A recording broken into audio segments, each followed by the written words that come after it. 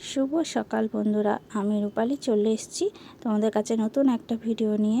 আশা করি সবাই ভালো আছো, সুস্থ আছো। আমিও খুব ভালো আছি, সুস্থ আছি। দেখো বন্ধুরা, এখন হচ্ছে সকাল 6টা বাজে আর আমি বসাচ্ছি ভাত।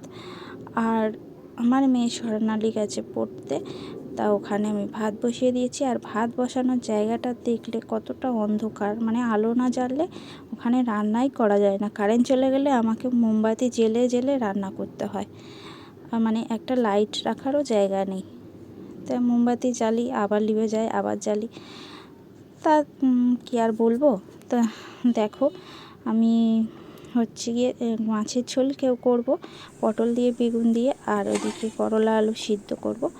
তাই এদিকে আমার ভাতটা ফুটে গেছে আর আমি হচ্ছে গ্যাসটা বন্ধ করে দেব। আর এখানে আমি আলু করলা ভাতের ভিতরেই দিয়ে দেব।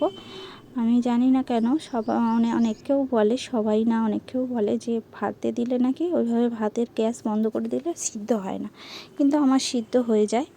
তা দেখো, যাই হোক, তোমাদের দাদাভাই উঠে গেছে। আমি ওই মাছের ঝোল করে চা খাওয়া করেছিলাম সকালে, চাও খাওয়া হয়ে গেছে। তারপরে তোমাদের দাদাভাই খেয়ে চলে গেল, মেয়ে পড়ে, স্বর্ণালী পড়ে বাড়ি চলে আসলো। আসার পরে ওকে ভাত দিলাম, ও খেয়ে নিল। তারপরে আমি কিছুক্ষণ পরে বললাম যে আমার ভাত খেতে ভালো লাগছে না, বরং একটা রুটি আছে খাই, আর একটু মুড়ি খেয়ে নিই, হয়ে যাবে, একটু চা করে আর একটু। তা করে খেয়ে নিয়ে এবারে সব বালিশের ওয়ারগুলো, জামা কাপড়গুলো সব কেচে নেব। আজকের মেয়ের কিছু জামা কাপড় আছে, তোমাদের দাদাভাইয়ের কিছু জামা কাপড় আছে, আর বালিশের ওয়ারগুলো, তোয়ালিগুলো সব কেচে নেব। বিছানার চাদরটা কাচবো না আজকের, কিন্তু বিছানার চাদর কাচলে প্রচণ্ড হাতে লাগে। আর এখানে দেখো প্রচণ্ড রোদ্দুর এসছে, আমার তো খুবই কষ্ট হচ্ছে, গরম মাথার উপরে। তা এই যে কাচতে কাচতে আমার হাতেও লেগে গেছে, কি বলবো, হাতে লেগে গেছে এমন জোরে, মানে হাত আর করতে পারছি না, কিন্তু তাও করতে হচ্ছে। মানে হাতের ব্যথা, এমন ব্যথা ধরেছে, মনে হয় আর সারবে না। আমার মনে হয় সেই সারা জীবনই থেকে যাবে। এত ওষুধ খেয়েছি, তাও হাতের ব্যথা সারছে না। কত ডাক্তার দেখালাম। তা দেখো, পকেটগুলো দেখছি তোমাদের দাদাভাই যদি কিছু পয়সা পাওয়া যায়। তা নেই, একবার পেয়েছিলাম, কি বলো তো, কাচতে গেছি আর পুকুরে, আমি তখন দেখতাম না, এবারে দেখছি যে কেচে ধুয়ে ফেলেছি, তখন দেখছি ওর ভিতরে 100 টাকা রয়েছে। তা আমি এখন ঘরটা মুছে নিচ্ছি। ঘরটা মুছে নিয়ে, আর এই ফিল্টারের গায়ে দেখছো একটা কাপড় জড়ানো, তাই কাপড়টা হচ্ছে গিয়ে, আমি ফিল্টারটা জলটা গরম হয়ে যায়, তাই জন্যে আমি ওখানে ন্যাকড়াটা ধুয়ে ওর গায়ে ভিজে অবস্থায় জড়িয়ে রাখি, তাহলে জলটা ঠান্ডা থাকে। তো আমার ঘর দোর সব মোছা হয়ে গেছে, আর আমি এখানে সব এবার গুছিয়ে রেখে দিচ্ছি। আর ঘর মোছার সময় আমি সব এদিক থেকে ওদিক, ওদিক থেকে সেদিক করে রাখি। তারপরে মোছা হয়ে গেলে, ঘরটা শুকিয়ে গেলে আবার ঠিক করে রাখি। এই সব বিছানার উপরে মুড়ির ড্রাম, তারপর চুপড়ি, আরও কত কিছু সব তুলে রেখে দিই যা পারি। মোছা হয়ে গেছে, এবার যাচ্ছি কাচতে। কলে কাচবো না, যেহেতু হাতে ব্যথা, আর কল টানলে আরও আমার হাত ব্যথা করে, তাই যাচ্ছি। এইটা হচ্ছে আমাদের পাড়া, পুকুর পাড়েটা, আর রাস্তা দিয়ে আসছিলাম, ওটা হচ্ছে আমাদের পাড়া। তা পুকুরটা কতটা জঙ্গল হয়েছে তোমরা দেখে নাও, এত জঙ্গল। আর এখানে তো বড় বড় বেজি আছে, সাপ আছে, আমার খুবই ভয় করে। আর এই পুকুরটায় প্রচুর সাপ আছে, জানো তো। আমি ওখানে জামা কাপড় ধুচ্ছিলাম। তা দেখো, এই যে হচ্ছে মেয়ে হাঁস ধরে নেবে বলে ছোটাছুটি করছে। আমি বলছি যাস না, এদিকে জঙ্গল, কোথায় সাপটা আছে তার ঠিক নেই। আর ও হাঁসের পিছনে ছুটছে। আর আমি এখানে ধুতে ধুতে একটা সাপ উঁচু করেছিল, আর আমি তো উঠে দাঁড়িয়েছিলাম অনেকক্ষণ।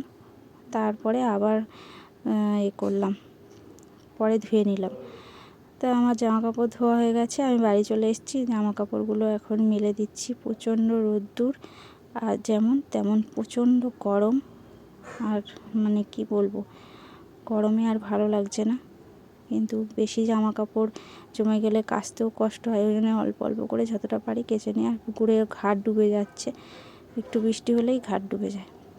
তো আমি এখন স্নান হয়ে গেছে, মাথাটা আঁচড়ে নিচ্ছি, নিয়ে তারপরে সিঁদুরটা পরে নেব।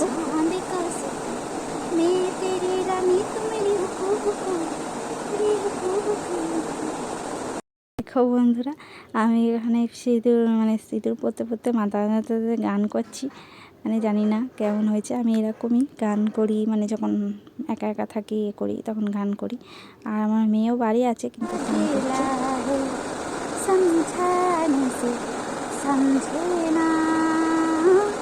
আর ঘরে পাখা চলছে, সব সময় পাখা ছাড়া তো থাকা যায় না। তাই জন্যে দেখো কেমন একটা ঘ্যার ঘ্যার করছিল গানটা করার সময়।